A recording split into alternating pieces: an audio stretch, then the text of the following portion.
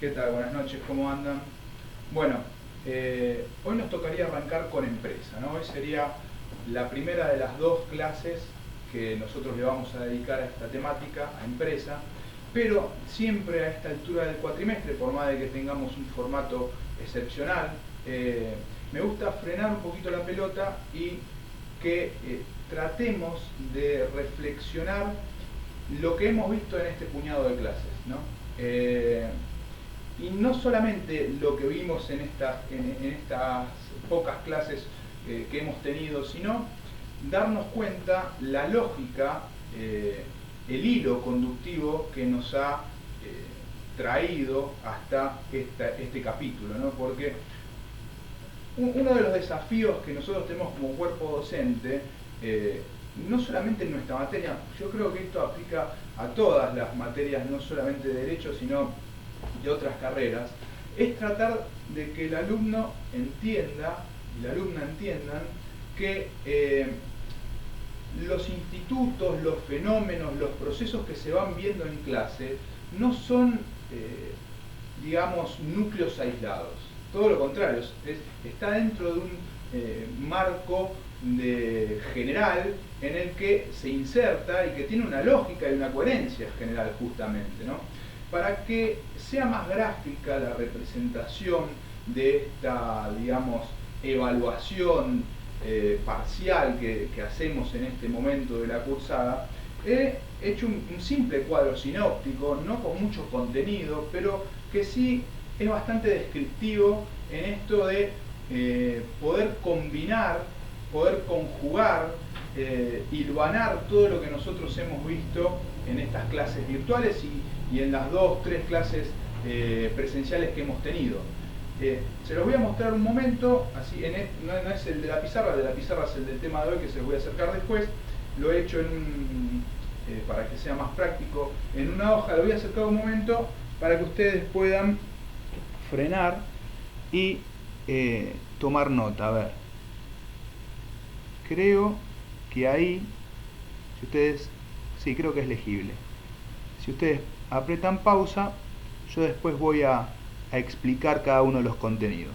Bien, fíjense que en este cuadro sinóptico que he hecho brevemente, espero que sea, porque ahí pareció que la letra era un poco pequeña, si no, no importa, después, digamos, escuchen el audio con el cuadro en la mano una vez transcrito.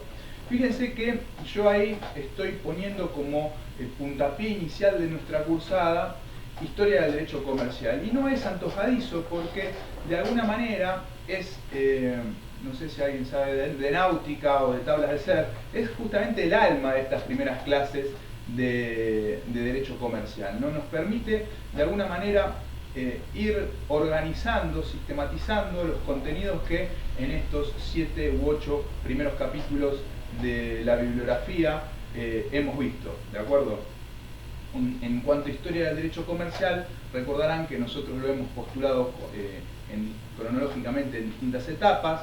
De las etapas, las últimas 3 etapas, de las 4 etapas que hay, la segunda, la tercera y la cuarta nos permite abrir y hilvanar con conceptos que vimos en clases posteriores. Fíjense ustedes.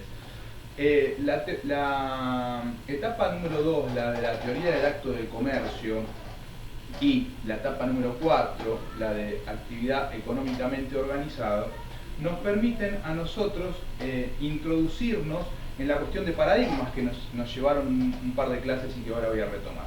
Ahora, eso de historia del derecho comercial a nivel comparado, o sea, digamos universal, de todos los países, no solamente puntualmente del derecho continental, pero una historia que no aplica solamente para el caso argentino, sino que el manual, y ustedes ven ahí el desprendimiento que hay sobre esa viñeta de historia del derecho comercial, también en la Argentina nosotros tenemos una historia, una evolución particular del derecho mercantil que está tratado, si mal no recuerdo, en el capítulo 2.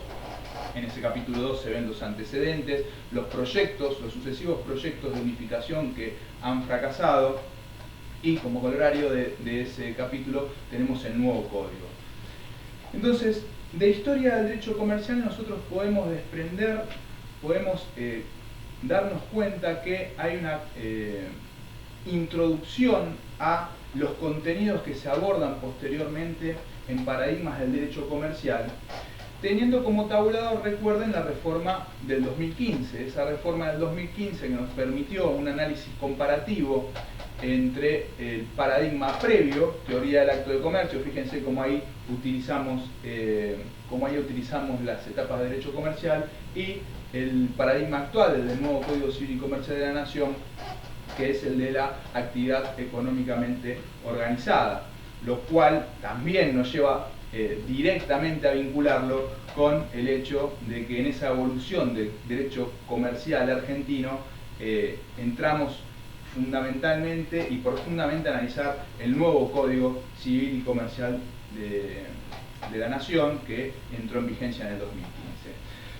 Después de esto, también las etapas del derecho comercial nos permiten vincular, linkear, ¿por qué no?, con la temática que se va a abrir a partir de la clase de hoy, que es la cuestión de la empresa. Y podríamos decir, sí, arrancamos hoy con empresas, sin embargo ustedes ya tienen un primer anclaje muy introductorio de lo que significa o lo que significó la empresa dentro del desarrollo del derecho comercial, porque es la tercera etapa. Y en su momento, en las primeras clases, yo les había comentado, bueno, empresa es un instituto económico realmente muy complejo, al cual le vamos a dedicar sus clases, tengan paciencia.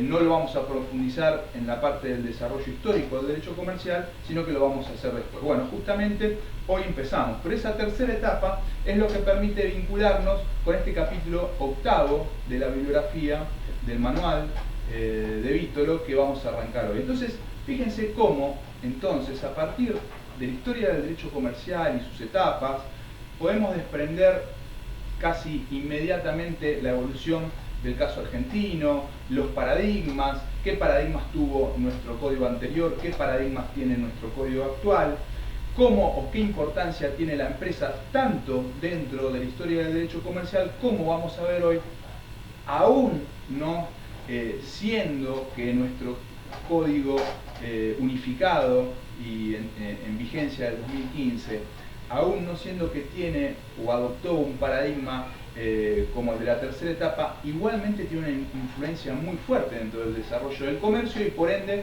del derecho económico, mercantil o comercial, como ustedes prefieran. También ahí, en este cuadro sinóptico, si le prestan atención, van a ver que hay unos estadios fundamentales dentro de la explicación de empresas que trataré de dar cuenta en la clase de hoy y en la clase que viene, por lo menos lo mío. O sea, mis clases. Eleonora, ahora cuando termine con esta explicación voy a hacer una aclaración del cronograma, porque nos organizamos de una manera quizás sensiblemente distinta del cronograma y la quiero aclarar.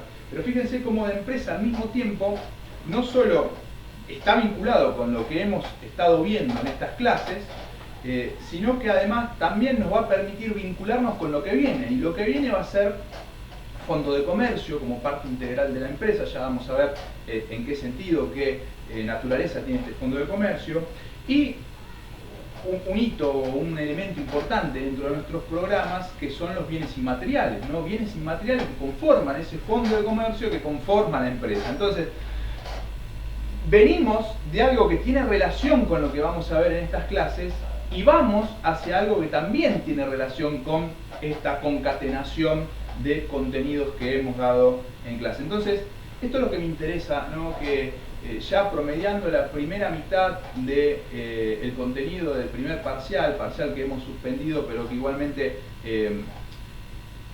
en abstracto en el cronograma prevía una serie de temas y estaríamos promediando la mitad de esos temas, hacer una breve evaluación, un breve balance, eso quería decir, un breve balance de cuáles fueron los temas que hemos visto y qué vinculación tienen entre ellos, como para que no queden como satélites que nada tienen que ver uno con otro, no, todo lo contrario.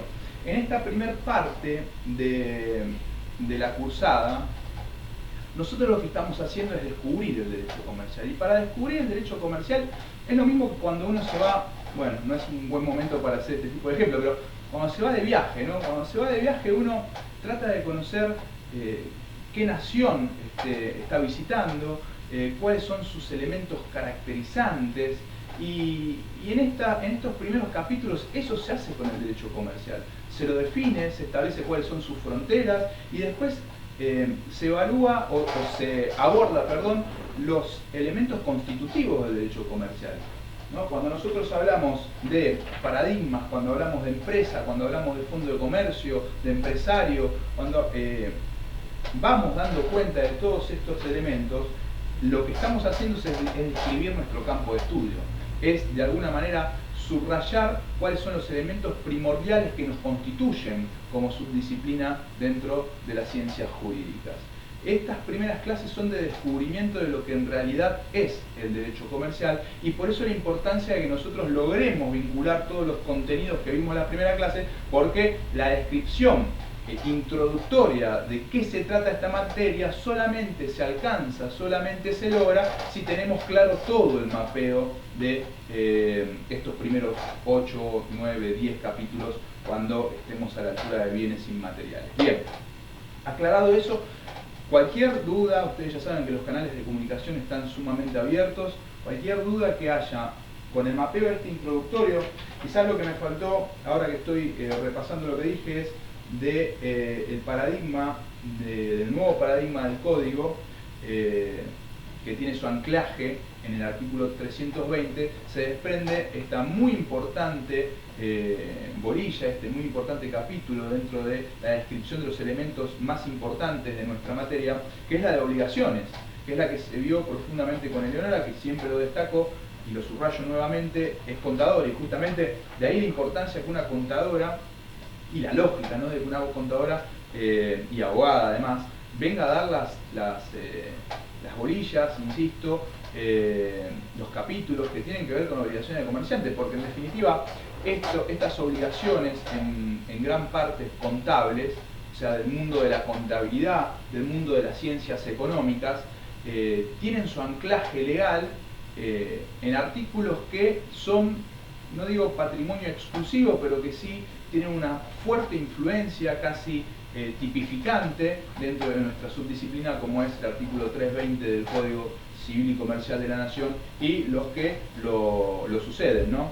Este estatuto que se genera en este conjunto de artículos que inician con el artículo 320. Estas obligaciones del comerciante también son uno de los elementos importantes y caracterizantes de nuestra disciplina. Aclarado esta breve introducción, que de alguna manera nos permite, como decía, hacer un balance con lo que tenemos visto hasta acá, vamos a arrancar con el tema de hoy, ¿no? En estos 45 minutos más o menos que me restan, tendría que de alguna manera alcanzar a dar la mitad o un poquito más del contenido que involucra este instituto económico que es estudiado por una rama del derecho comercial, y no lo digo antojadizamente. Este orden que le he dado a esta expresión es muy importante, ¿no? Porque fundamentalmente uno tiene que recordar que el derecho, ya lo hemos dicho ya al momento de abordar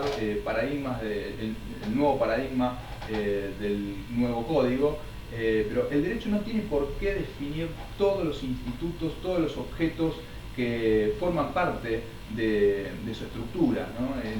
Esto ni debe hacerlo ni es correcto que lo haga, porque en ese ejercicio muchas veces se puede torcer, se puede forzar la naturaleza del objeto que se está introduciendo, quizás de una ciencia hermana como la economía, a un tratamiento legal. Entonces, con buen tino el legislador ya, no solamente en el caso argentino, sino en derecho comparado, esta técnica, esta metodología de no definir quizás objetos que no le son propios, y dejar el espacio para que el especialista en la materia, ya sea de derecho económico o que sí realmente sea muy extraño al derecho y hasta pueda ser o deba ser definido por ciencias más duras como la ingeniería, etc., se deja ese espacio justamente para que el ejercicio foráneo luego se complemente en la dinámica, en la estructura jurídica, ¿de acuerdo? Y esto pasa con empresa. Empresa es un instituto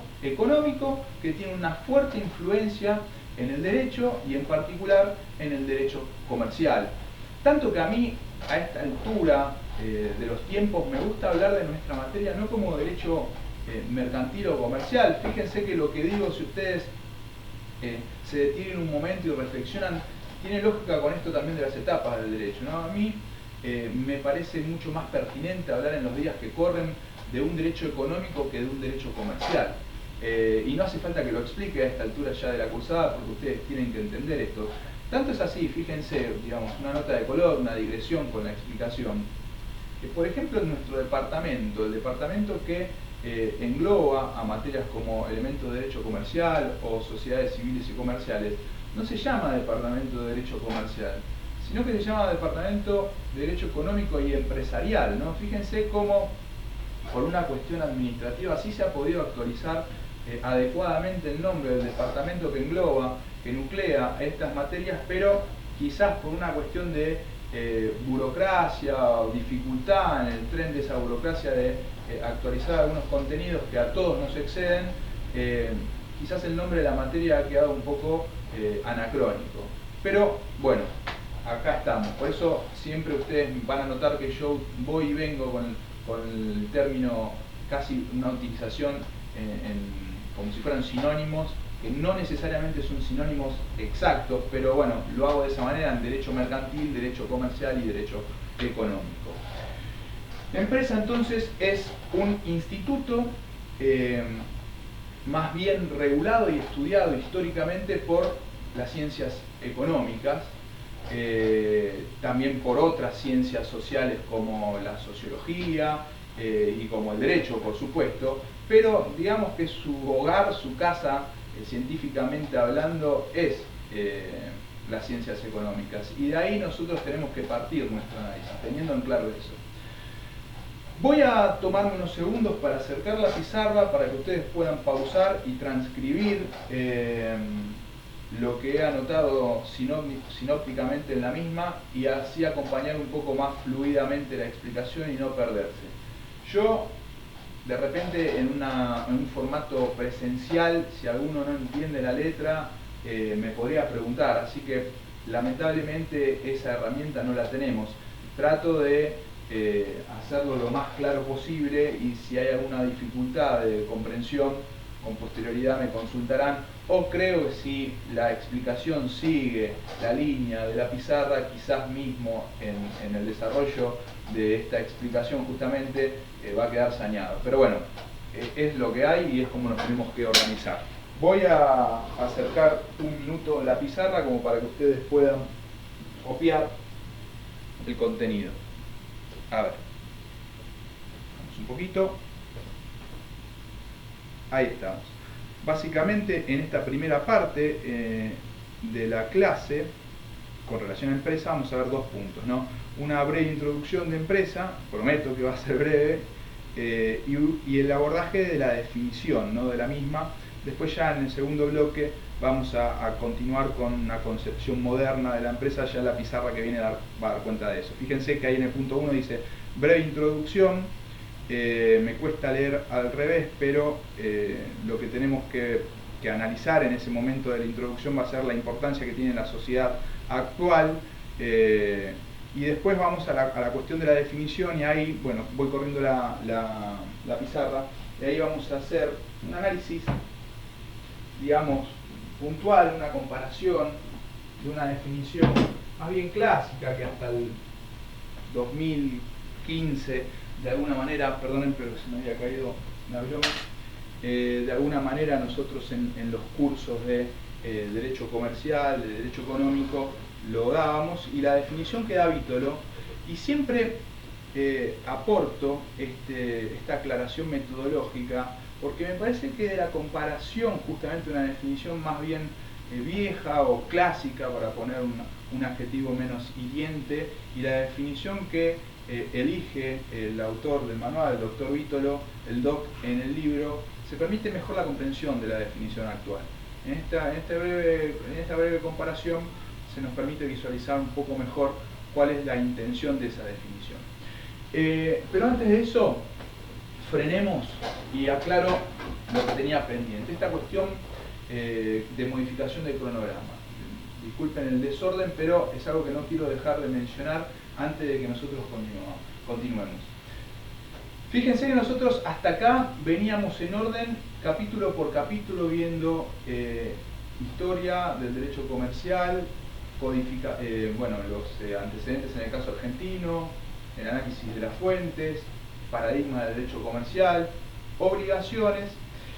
Y el capítulo 7, si mal no recuerdo, el capítulo 7 es agentes auxiliares del comercio, que está previo a empresa. Pero hablando con Eleonora, hemos decidido dar primero empresa y después agentes auxiliares del comercio, en la inteligencia de que ese orden puede darnos ir de lo más general, como es justamente este hito de la empresa, a lo más particular, para darle un orden un poco más comprensible. Decidimos hacer ese cambio en el orden de las clases. Pero simplemente esa cuestión. Yo me voy a encargar de dar en 2 clases empresa, y Elio en las clases que vienen va a dar 2 bolillas que son agentes auxiliares del comercio y publicación y registración. Publicación y registración de una vinculación directa con la cuestión de obligaciones que ella estuvo abordando en las clases previas, de ahí a que siga ese tren y desarrolle justamente esta cuestión.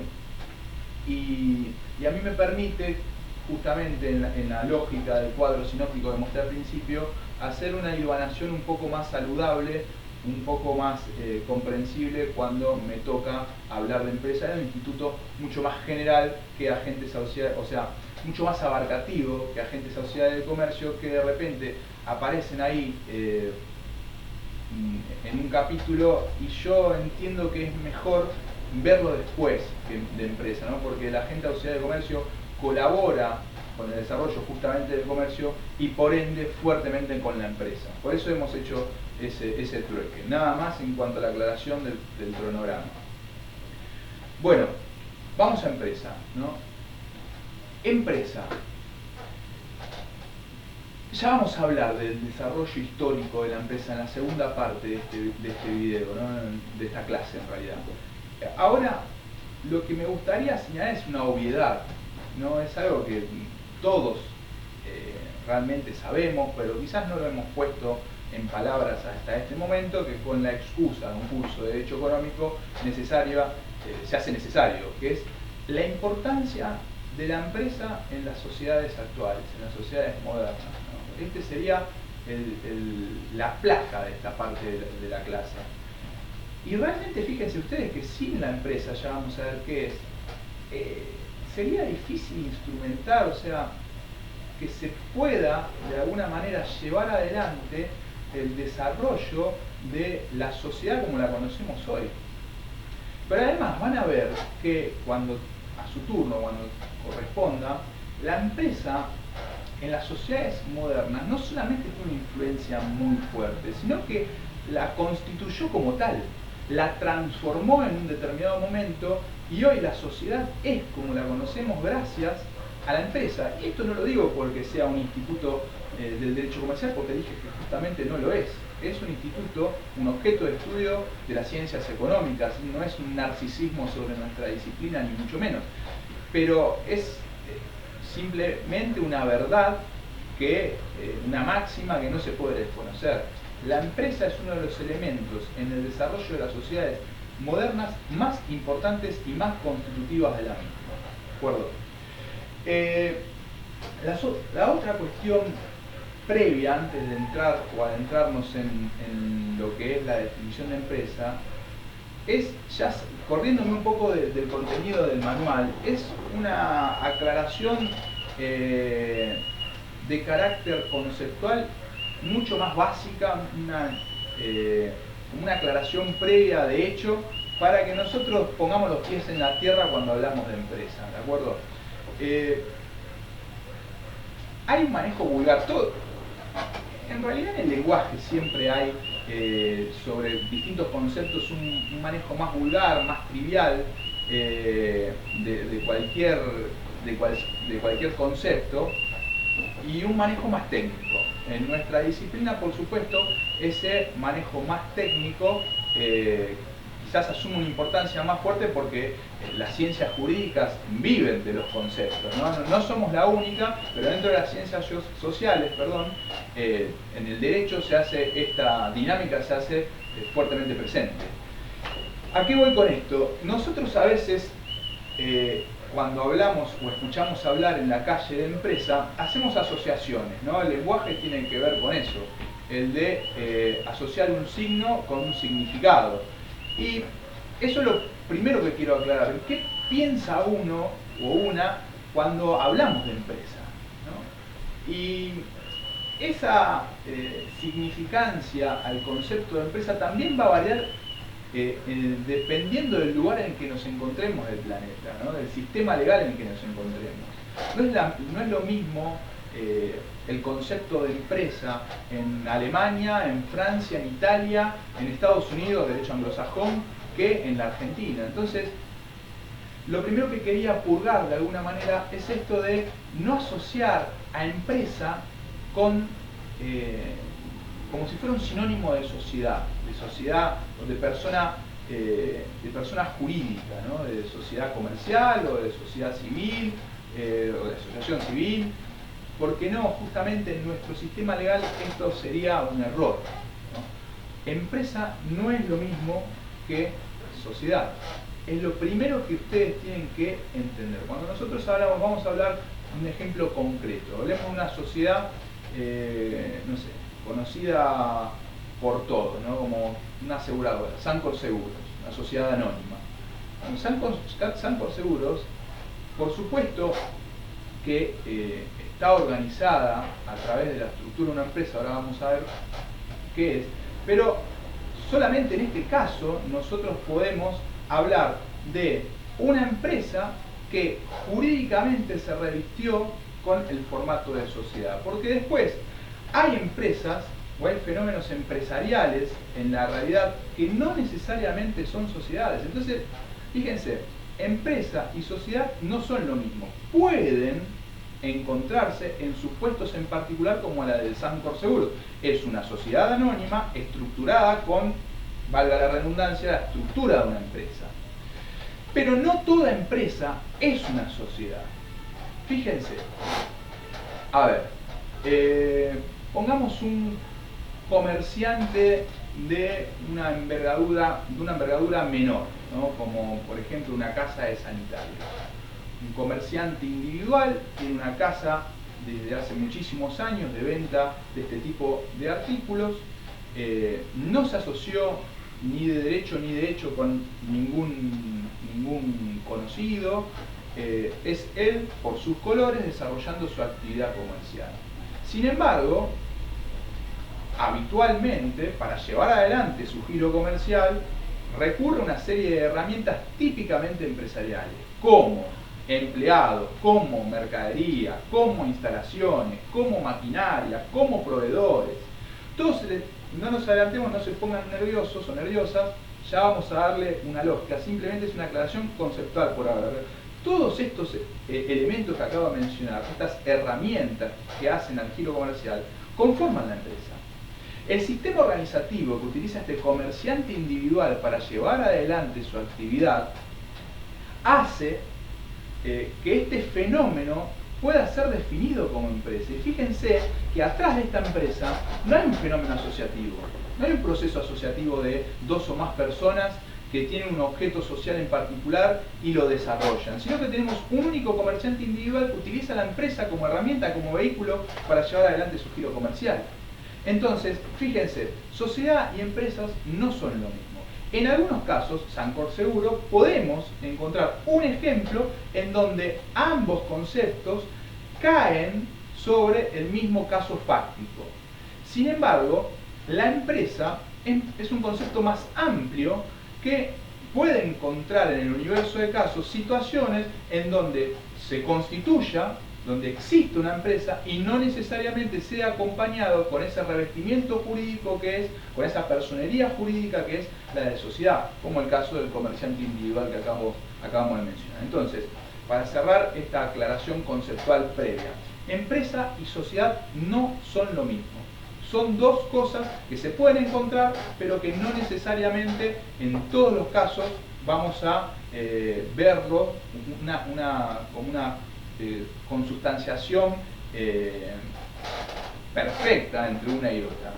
Aclarado que no son lo mismo, que podemos tener empresas que no son sociedades, fíjense que de ida no, pero de vuelta sí. ¿Por qué? Porque necesariamente toda sociedad va a ser empresa. Yo sé que de alguna manera es un poco complicado de entender así en el aire, pero ¿por qué toda sociedad va a ser empresa? Porque todos esos elementos que conforman la naturaleza jurídica, que son herramientas de la empresa y por ende del empresario, ese sistema organizativo, sí o sí lo va a necesitar una sociedad para poder llevar adelante, para poder explotar su objeto social.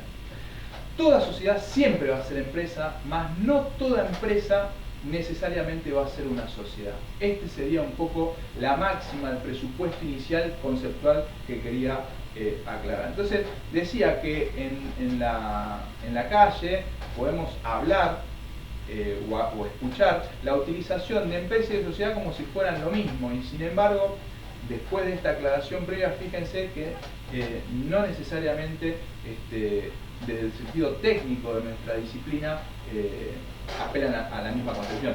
Dicho sea de paso, sociedad comercial es un instituto que se define justamente legalmente, en el artículo 1 de la Ley General de Sociedades, y, insisto, empresa es un instituto de las ciencias económicas que nosotros importamos para poder darle contenido a nuestra subdisciplina del derecho comercial.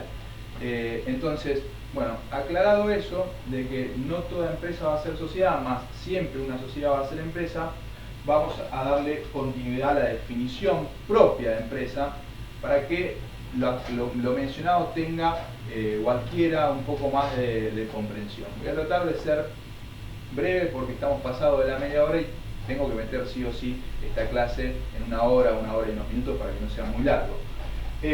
Fíjense, decía hace un rato, cuando abordo esta cuestión de la definición de la empresa, me gusta hacerlo con una comparación, una definición clásica que, por ejemplo, uno de los referentes de estas definiciones más bien ya un poco antiguas es un jurista italiano que basta con agarrar cualquier manual de derecho económico, derecho comercial, y van a ver que se lo cita recurrentemente porque es uno de los referentes del área, o era uno de los referentes del área, que es Vivante, ¿no? Vivante. Vivante daba una definición, en realidad la comunidad de especialistas en derecho mercantil, palabra más, palabra menos, coincidían sobre un núcleo duro que constituía el derecho comercial. Y no es que en las definiciones modernas este núcleo duro se haya modificado de forma de echar por borda lo que se venía diciendo y cambiarlo totalmente, sino de actualizarlo un poco a la realidad en la que nos desenvolvemos actualmente. Esa es la diferencia entre una definición clásica y una definición un poco más nueva o más moderna. Vivante definía el derecho comercial como, fíjense, la organización, palabra clave, la vamos a ver en la clase que viene, la organización de tres factores de producción fundamentales. Estos tres factores de producción fundamentales son tierra o recursos naturales, trabajo o mano de obra, y tecnología o capital. Estos tres factores, fíjense acá cómo se hace bien presente la vinculación entre el derecho comercial y las ciencias económicas, porque estos tres factores de producción naturalmente vienen de Ricardo, de Marx, de economistas, bueno, sociólogos, que han utilizado justamente la vinculación entre estos tres factores, tres elementos fundamentales, para darle cuerpo a sus investigaciones, a sus estudios. Simplemente, como queda representado en esta definición del derecho comercial, los importa para darle cierta inteligibilidad a nuestra disciplina. La organización de estos tres factores de producción para destinarlos a una actividad. otra de las palabras claves de la definición, ¿no? Y cuando digo claves en cuanto a organización y actividad, lo que estoy hablando es de cierta permanencia en las definiciones ya clásicas, ya modernas de estas dos voces, ¿no? Organización y actividad, casi como que si nosotros hiciéramos un análisis histórico de la definición de derecho comercial, más allá de la utilización de un u otro sustantivo o un u otro adjetivo que conforman a la misma según el autor, vamos a ver que se hacen presente en cuerpo y alma, organización y actividad. Esto quiere decir que son elementos tipificantes, elementos que en caso de no estar, estaríamos hablando, definiendo otro instituto, pero no estaríamos siendo fieles a la definición de empresa, justamente, ¿no? No voy a antiguamente, ¿qué hacíamos con la definición de Vivante de derecho comercial? La abordábamos punto por punto, la desagregábamos, no porque no viene al caso, porque no es la definición que quiero terminar de repasar hoy, sino que me permite esta breve mención de una definición clásica resaltar cuáles son los calificativos importantes y por ende actualizantes de la definición que da Vítor en el manual. Fíjense que el DOC va a definir al derecho comercial, va a definir a la empresa como la organización de sí una serie de factores que él va a mencionar como bienes de la más variada condición y naturaleza, ¿de acuerdo? Esta primera parte de la definición, bueno, la doy todo y después la desagregamos. De la más variada condición y naturaleza para aplicar a la actividad de la producción, intercambio de bienes y servicios en el mercado. Palabra más, palabra menos. Pero no me quiero perder en cuanto a subrayar esta primera parte de la definición, porque es la que de alguna manera se diferencia con una definición clásica. Elementos de la más variada condición y naturaleza. Conjunto de elementos de la más variada condición y naturaleza que el empresario utiliza para aplicarlo a un sistema organizativo destinado a una actividad en particular, que puede consistir en la producción o intercambio de bienes y servicios en el mercado. Pero, ¿en qué creen ustedes que se diferencia la definición clásica de Vivante de una definición que, si nosotros pasamos revista de las definiciones que dan los autores modernos, pueden cambiar en algún pasaje, pero respetan un poco esta apertura? Esa diferencia notoria está en esta parte de elementos de la más variada condición y naturaleza, porque en la definición clásica se ataba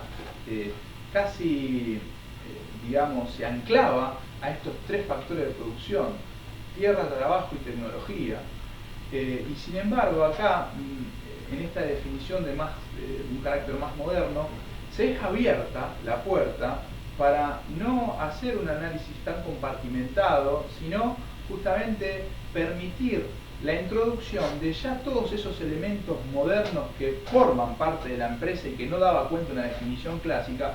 Y no solamente, sino que la técnica utilizada en la definición no solamente permite dar cuenta de los que se incorporaron y no fueron tratados en la definición clásica, sino que nos permite, por su composición, la definición, incorporar los que pueden venir, elementos de la más variada condición y naturaleza. Y ahí, de alguna manera, lo que se está haciendo es apretar un F5, ya que lo estamos haciendo virtual, una actualización de qué conforma, de qué compone la empresa, ¿no? Y esto es muy importante, porque la empresa sí va a seguir estando compuesta por tierra, trabajo y tecnología, pero también va a cumplir un rol importantísimo, elementos que no estaban en estas tres columnas, como por ejemplo los bienes inmateriales, que le vamos a dedicar ni más ni menos que 2 clases para poder profundizar su contenido y su importancia en el desarrollo del comercio. Y la definición de empresa, con lo importante que es empresa para el desarrollo del comercio, no daba cuenta de los mismos, ¿de acuerdo? Entonces, esta definición actualizada, digámoslo de esta manera, como la había puesto en la pizarra, nos permite incorporar elementos que no estaban tratados en una definición más bien clásica. Eh, ¿Qué pasa con empresa? Lo subrayé varias veces.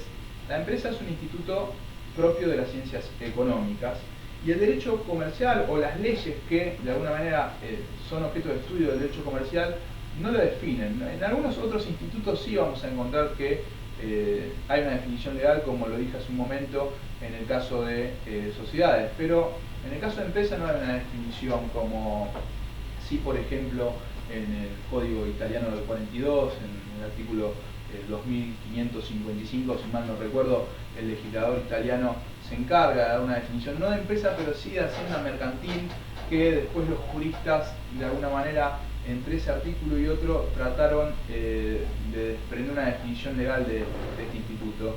Pero en nuestro caso no hay una definición legal universal. Que no quiere decir que no haya una definición de empresa, y esto es importante mencionarlo también como aclaración conceptual. Sí van a encontrar en alguna que otra ley nacional la definición de empresa, pero su alcance es totalmente parcial, es un alcance que solamente persigue fines propios de la subdisciplina. A ver, lo voy a decir un poco más claro. Por ejemplo, en el derecho laboral, en la ley de contrato de trabajo, en el LST, van a tener una definición de empresa, pero es una definición de empresa que solamente funciona en el objetivo de la ley de contrato de trabajo, que es proteger al trabajador. Y por ende su definición no es universal.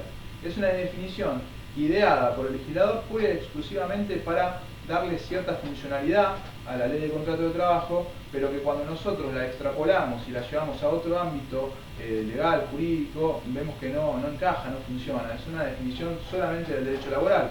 En tributario también hay una definición de empresa que el único objetivo que persigue, así como en el laboral la protección del trabajador, en tributario vamos a encontrar una definición de empresa pura y exclusivamente con fines fiscales, es decir, para poder identificar sujetos susceptibles de tributación. Entonces, tampoco cuando, y acá se hace más visible todavía, cuando la queremos utilizar para otra función en el campo jurídico, no encaja. Entonces, hay definiciones legales, pero son definiciones de un alcance totalmente parcial que no es justamente una definición universal. Insisto, pues esto es muy importante, la definición universal de empresa entonces es propia de las ciencias económicas. Creo que en la cursada tenemos algún compañero o compañera que es licenciado en administración de empresas, por donde me salía, y bueno, esto lo tienen claro porque empresa es estudiado por otras carreras con la misma profundidad que nosotros, apelando justamente o a su ciencia o a otra, pero en el caso del derecho nosotros no tenemos una definición legal de la misma. Dentro de la definición vemos naturaleza jurídica, ¿no? La naturaleza jurídica, así como dije, de su definición no va a ser la misma según el país en el que nos encontremos, ¿no? No es lo mismo la teoría al momento de abordar y de explicar la naturaleza jurídica de una empresa en los distintos países se desarrollan teorías. No las vamos a abordar con profundidad una por una porque no es el objetivo del curso, pero simplemente a los fines explicativos aclarar o mencionar que, por ejemplo, la teoría del ente alemana al momento de explicar la naturaleza jurídica de la empresa no es lo mismo que la teoría que adopta nuestro sistema o que la teoría de patrimonio por afectación francesa. En fin, tienen un alcance, tienen una dinámica, un objetivo totalmente distinto. Es interesante por lo novedoso de a mí siempre la única me permito un breve comentario, una breve explicación es en esta del sistema, de empresa como patrimonio por afectación, ¿no? Fíjense que en el derecho francés lo que se permite es que el patrimonio de una persona parte de ese patrimonio se pueda escindir, ¿no?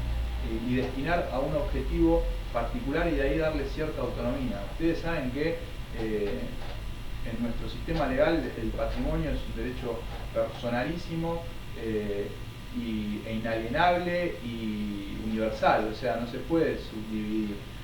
De ahí a que este tipo de teorías no puedan ser utilizadas para explicar la empresa en nuestro país.